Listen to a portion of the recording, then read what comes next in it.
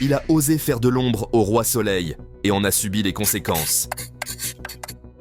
Né en 1615 dans une famille de magistrats influents, Nicolas Fouquet débute d'abord comme juriste, avant de devenir avocat au Parlement de Paris. Il entre alors au service du puissant cardinal de Richelieu, alors principal ministre du roi. Par la suite, il sert le successeur de Richelieu, le cardinal Mazarin, dont il devient l'un des protégés.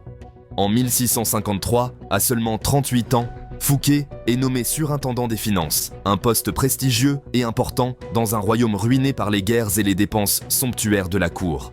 Fouquet incarne alors la stabilité et la compétence. Il met en place un système complexe mais efficace. Il avance de l'argent au roi, prend des commissions sur les emprunts et s'enrichit énormément. Il utilise aussi sa fortune pour soutenir les artistes, les écrivains et pour faire briller la monarchie à travers de grandes œuvres. Mais Fouquet ne cache rien, il aime le faste, il vit dans le luxe et surtout fait construire un palais digne de ses ambitions, le château de Vaux-le-Vicomte, conçu par les plus grands talents de l'époque. À la mort de Mazarin en 1661, Fouquet pense alors le remplacer comme Premier ministre. Mais Louis XIV, âgé de 22 ans, décide de régner seul, sans principal ministre. Quelques mois après, Fouquet invite le roi à une fête à Vaux-le-Vicomte.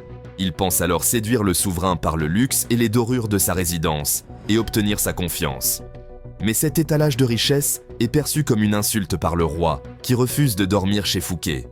3 semaines plus tard, il ordonne l'arrestation de Fouquet par d'Artagnan. Son procès dure plus de 3 ans, avec plus de 4000 pages d'instructions. Il se défend brillamment, certains le soutiennent, comme Jean de La Fontaine. Mais c'est inutile, le roi veut en faire un exemple. Fouquet est condamné à la prison à vie, enfermé à Pignerol, dans des conditions extrêmement dures, où il s'éteint en 1680, à l'âge de 65 ans. Après la disgrâce de Fouquet, le roi fait travailler les mêmes artistes pour son propre rêve, Versailles.